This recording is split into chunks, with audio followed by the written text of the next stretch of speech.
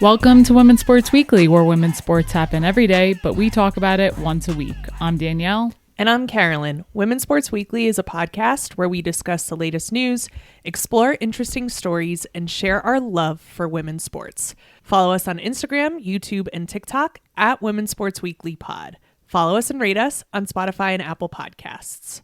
Send us an email at womensportsweeklypod@gmail.com, and we may feature your email on our listener experience zone, The Les. How are you feeling, Danielle? We had a lot of listeners that were very worried. Definitely feeling a lot better. Not 100%, but the steroid is managing the pain, which I think is inflammation, but no doctor has given me an answer yet. So that's frustrating, but definitely feeling better. I rode the bike for the first time yesterday in almost 2 weeks because I was like, okay, this pain feels really, really, really manageable. So I think we could do it. So definitely happy to be feeling more normal. And you fired a doctor in the process. Yes, actively firing my rheumatologist who dismissed everything that I told him. So that was fun. Women doctors only from now on. And I don't want to shit on all men doctors, but this person in particular, not going to see him anymore after that, because everything I've read online for what I think is happening to me, they say go to a rheumatologist. So he said, I don't really never heard of that. And I've talked to other doctors who are like, oh, I know what that is. Yeah, that makes sense. And it's like, whatever. Frustrating. As much as we advocating for yourself at the doctor, I'm also a huge advocate for firing your doctors. Yeah. Like I say it to people all the time. I'm like, fire your doctor. Go find someone new. Find someone who will help you. Fire your therapist. Find one that works for you. Yeah, I just have no time. And he's been great because I haven't had any flare-ups since I moved here, literally. And every time I visit him in the past, the appointments are super easy because he feels around. I'm like, yep, everything feels good. He's like, okay, continue on. So got a little bit difficult and now it's over. There's a breakup. Yes. So that's a message for everyone. But you know who's not breaking up? Us. That is very true. We had Valentine's Day this past weekend. We did. It was very nice to go out to dinner. We haven't had a date night, just us, since New Year's Eve. So it was very nice. We tried out a new restaurant and I really enjoyed it. Yeah, it was really good. It was called Pig and Tiger. It was a Taiwanese restaurant and we ate all the noodles. Yes. And then their dessert. Oh my God. That has to be like top 5 desserts I've ever had in my life. Agreed. It was a shaved pineapple ice, but it was on panna cotta. And then it had these like crumbly little nuts on top. And like real cut up pineapple on top. It was amazing. And basil. Oh, it was so good. It tasted like a Mai Tai, I think. Like one of those fruity pineapple drinks. Yeah. It was so good. It was so good. Yeah, that was awesome. And then we came home. We did an early bird special. We went out at 5:00 p.m. because that was the only time we could get a reservation 3 weeks ahead. And let's be real. We love it. Yeah, that's our favorite time to eat. It gives us so much time to then do what we want afterwards. I talked a big game. I was like, let's go get a beer after. I wanted to go to the Heated Rivalry dance party at 11 p.m., but none of that happened. And we knew none of that was going to happen. Yeah, the beer, I was like, that could happen, but we ate so much at the restaurant. It's like, I can't fit anything else in my stomach. And also, from the start, when you said that dance party, it started at 11, I was like, I'll send you a Scout because there is no way in hell I will be making it to 11. Forget after 11. I have to try to lie to myself and tell myself, if it started at 8, I would have said to everyone I know, because I sent it to my friends too, that we have to go. But 11 start time is... I'm sorry. I'm about to be 35 years old. It is just not happening anymore. But what we did do is we came home afterwards and we watched episode 6 of Heated Rivalry, which is like a perfect Valentine's Day episode. Yes. And we also caught the second half of the LSU South Carolina women's basketball game, which was a great game. So yeah, overall it was a great day. Yeah. So pretty much my favorite Valentine's Day: food, heated rivalry, sports, in bed early. Love it. Yeah, it was great. We've also been back in the basement this weekend working on the laundry room. First attempt at flooring. It did not go well, everyone. The flooring did not go great.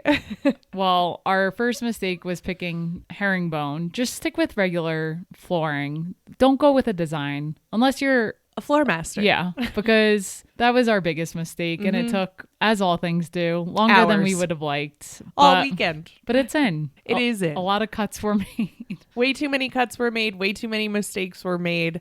it does look great. So it's going to be fine.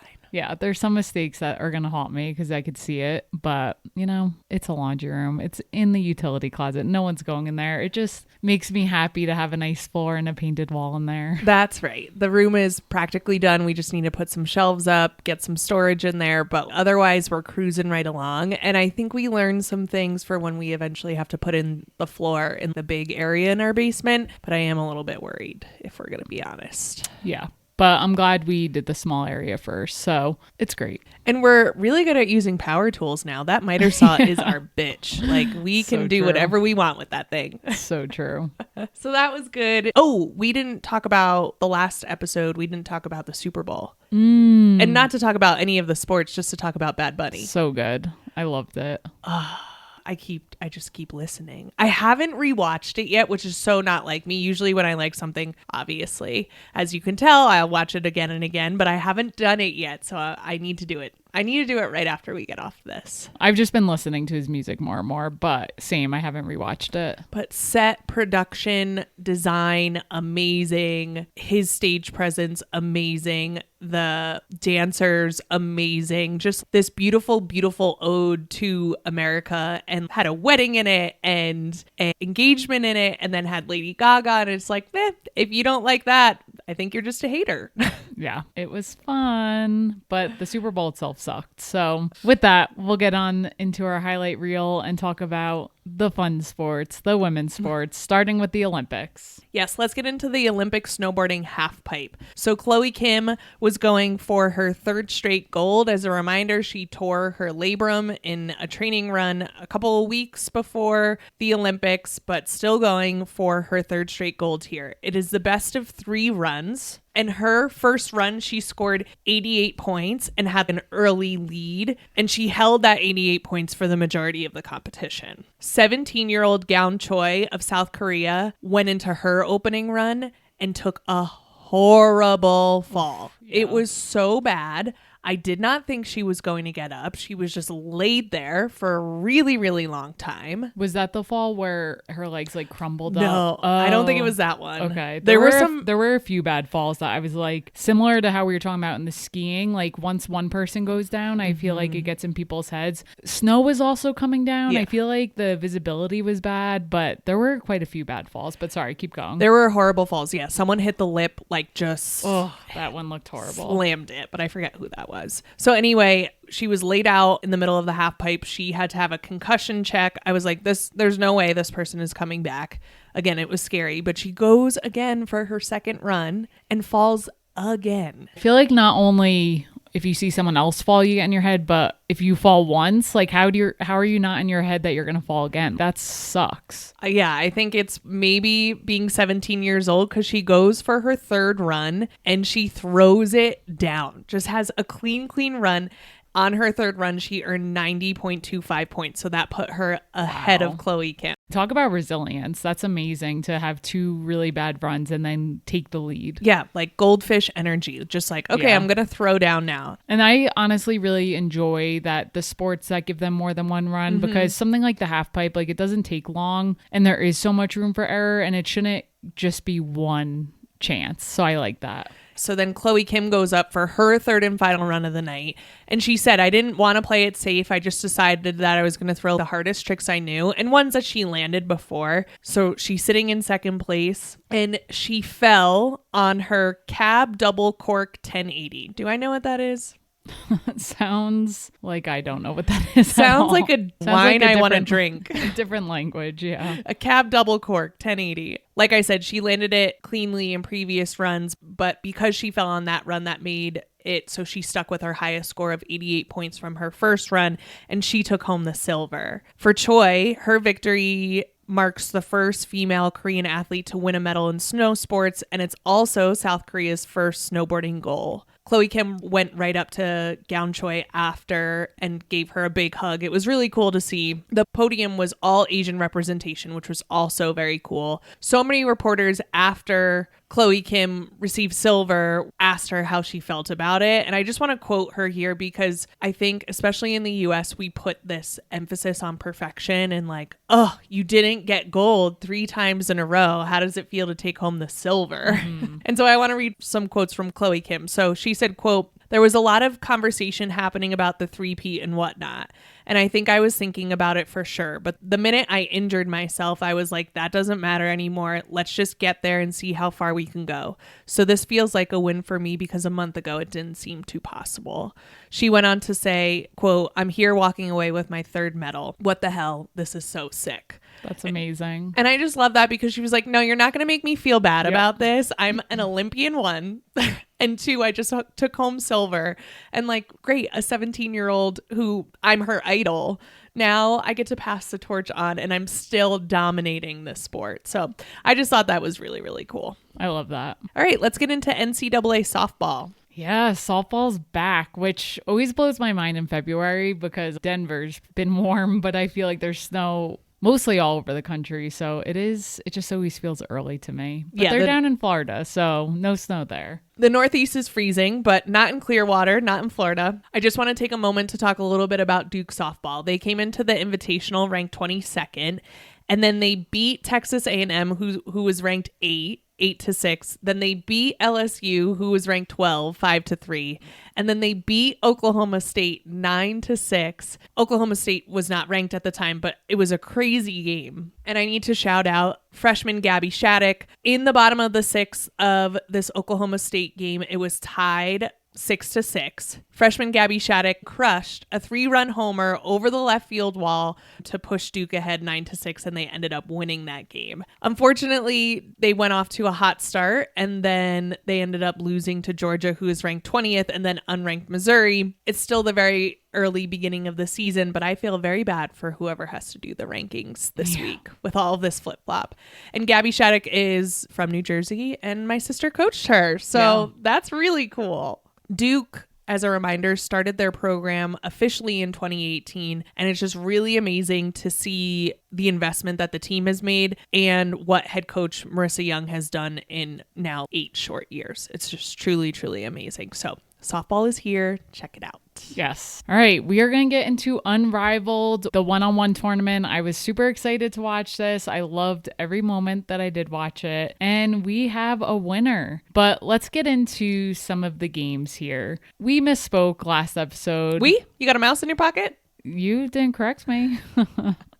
Rude. I said, oh, Aaliyah Edwards, I don't think she'll win again. Nafisa Collier won last year. She beat Aaliyah Edwards in the final. So just a reminder there. So Nafisa Collier was last year's champion. She's obviously out now with ankle injuries, so she did not participate this year. But I really liked how they split up the 4 pods into the different positions and then really get to see how it played out towards semifinals and the final. Yeah, and then we end up in the semifinals that you have 3 guards and 1 big. So in the semifinals, it was Kelsey Plum, Chelsea Gray, Alicia Gray, and Aaliyah Boston. So let's get into the semifinal match with Kelsey Plum versus Chelsea Gray. At the start of this match, I was like, there have been so many one-on-one games where someone comes out strong. I'm like, are they going to shut the other person out? And there have been shutouts. Because Kelsey Plum came out strong and started off with an 8-0 lead. Chelsea Gray, the Point Gawd, as we all like to call her, obviously came back. She really focused in on the defensive end, and she even said after the game, once I got the ball back in my hands, I was able to take it to the basket. So from there, she started closing in on that lead, and she ended up winning this. She went on a 12-0 run to win this matchup. That's crazy. So crazy. To finish off Kelsey Plum in this, she had a clutch turnaround bank shot when the clock was expiring. Such a Chelsea Gray move. A great first matchup of the semifinals. And Kelsey Plum was just hoping that she didn't get that shot off before the shot clock, but she did. Yes. And then we had your 2 former Gamecocks, Alicia Gray and Aaliyah Boston. I loved this matchup. Yeah. I just love when former Gamecocks go at it. I love Alicia Gray. I love Aaliyah Boston too, but specifically I love Alicia Gray. She opened up with a 9-0 run, but then Aaliyah Boston answered with 10 straight points to take a 1-point lead. So now it's 10-9. So anyone who scores next is going to win because it's 2-11. Aaliyah Boston misses a jumper. Alicia Gray secured the defensive rebound and then was on the 3-point line, just kind of like, She was what's pretty that called? She was deep, but what's it called when you like a jab step? Yeah. She was like jabbing. But did she have her dribble? I thought she didn't have her dribble at that point. I don't know. Maybe she dribbled to get to that spot. Yeah, because I'm like, why wasn't I don't know. I could be wrong. I'm not remembering correctly, but keep going. But Aaliyah could have been playing closer to That's what her. I'm saying. Like, I didn't think she had her dribble, so I didn't understand why Aaliyah Boston gave her so much room. I do, early in the game, she did foul Alicia Gray on a 3, so I guess she was scared of doing that again. Got it. That's a good point. So she jabs a couple times and then throws up a deep 3 and it goes in. She wins the game. It was wild. Everyone was going absolutely nuts. It was so fun. So then in the finals, you have Gray versus Gray, Alicia Gray versus Chelsea Gray. This was played in the best of 3 format with each game played to 7 points. Alicia Gray took game 1, 7-0. Chelsea Gray then answered in game 2, 8-3, which forced a decisive third game. So in the third game, Alicia Gray, she took a 6-0 lead to start, and then Chelsea Gray responded and was able to cut it to 6-4. The game remained there for 6 minutes, and neither player could score for 6 minutes. Think about how tiring one-on-one is. Ugh. And just going on and on and on like that. And they already played, I guess they had 2 before. No, they each had 1 before. So they've already played 3 times leading up to this. They had to have been dying. They both had their hands on their knees. There was some funny memes of they both had their heads down next to each other, hands on their knees. There was a meme that was like, I wonder if they're telling each other like, should we just split it? Yeah. Should we just split the money? That is not the case though. Chelsea Gray eventually did complete the comeback. She had a dagger of a 3 to finish off this matchup and won, taking home $200,000. Yeah, it was such a cool tournament. I love this one-on-one tournament. We get to see just players do something different. Just like there's such a difference from 5v5 to 3v3, there's such a difference to 1v1, and it just shows different capabilities, right? Yeah. So she takes home $200,000. I just want to remind everyone of what Chelsea Gray's been up to in the past year. So in March of 2025, she wins the Unrivaled championship for Rose. She's the finals MVP. That October, she wins a WNBA championship with the Las Vegas Aces. And now in February, still in the same year, she wins Unrivaled 1v1. It's just an amazing, like, you just need Chelsea Gray on your team. Yeah. Real cash. Real cash. Raking in the trophies, raking in the cash. Alicia Gray earned $50,000 as the runner-up. Kelsey Plum and Aaliyah Boston each took home $25,000, which is awesome. And then the entire Rosebud team received $10,000 from the prize pool. And my question is, it was just announced this past week that Angel Reese is back at Unrivaled. Do you think she gets a cut of that $10,000? I don't know. Above my pay grade. That's for Unrivaled HR to work out. Yeah. But yeah, that's it for the one-on-one tournament. Another big Unrivaled news that was released this past week is because of their great success in Philly, they are having their playoffs on March 2nd in Brooklyn at the Barclays Center. It is a Monday night. Killing me. I know. It's killing me. But if you're in that area, definitely check out tickets. It's going to be so fun. And I'm just happy to see them continue to explore their options outside of Miami because I just think it's cool. Same. When we heard it was in Brooklyn, I was like, we're going. We're going to stay with your sister. We're going to have a weekend in Brooklyn. And then they were like, it's a Monday night. And I was like, oh my gosh, I need to stop. We can't work. We can't work. There's too many women's sports that we need to go watch. And we can't work anymore. Yeah. If only. But as a reminder, this is where the New York Liberty play. The New York Liberty has an unbelievable fan base. So I just think it's going to be incredible. It is going to be incredible. It's going to be awesome. Ugh, I'm so sad. I know. Okay. Anyway, maybe we should get into the update because you should rate and subscribe to our podcast because when you rate and subscribe, you increase our chances of us not having to do our day jobs anymore. We love to do this and we want to do it more and we want to eventually get sponsors. And the only way we can get sponsors is if we have more listeners. So please rate and subscribe to our podcast, share it with people you love, give us a positive review, do all of the things so that I can go to Unrivaled on a Monday night. Thank you to everyone who has rated the podcast so far. If you send us a screenshot of your 5-star rating, we will send you a Women's Sports Weekly sticker for free. Yes. Another update, we have Run Club this Thursday and every Thursday at 6 p.m. Mountain Time here in Denver at the 99ers Sports Bar. If you listen to our podcast, we share a secret word each week. And if you share the word with the bartenders,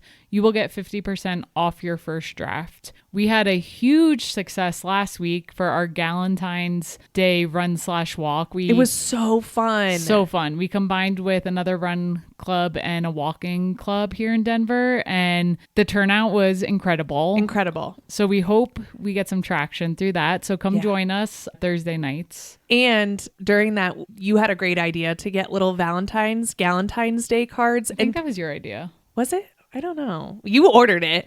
So we had candy and stuff like that, but we also had these little Valentines. And I was like, I don't know if anyone's going to do it, but so many people were writing Galentine's to each other. It was so awesome. It was just like, oh, this community is amazing. So that was really, really cool. Yeah, it was great. And for this upcoming Thursday, the secret word is Chelsea. Chelsea Gray. Oh, wow. That went right over my head. It is Chelsea for Chelsea Gray, who we just spoke about. Alrighty. She's won too many things for her not to be the secret word. I love that. Let's get into some NCAA basketball. There have been a ton of great matchups. We are almost in March, which means March Madness is almost here. I truly cannot believe it. And teams are really putting on some shows. And the rankings, I'm just like, I have no idea what's going to happen in the tournament. I know. It's going to be, the seeding is going to be very interesting. And let's get into this because, yeah. So Vanderbilt, who was ranked number 5, beat Texas, who was ranked number 4 last Thursday, 86-70. This was played at home for Vanderbilt, which is very, very important because this was Vanderbilt's 15th straight win at home, which dates back to last season. So they have not lost at home this year. Unreal. They do have other losses this season, but they have not lost at home, which is Correct. Just amazing. Yes. NCAA scoring leader Mikayla Blakes had 34 points for Vanderbilt.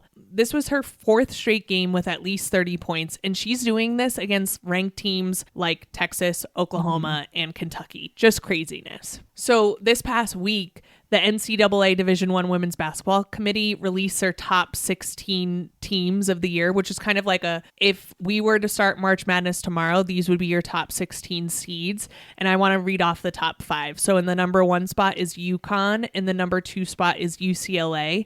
3 is South Carolina. 4 is Vandy.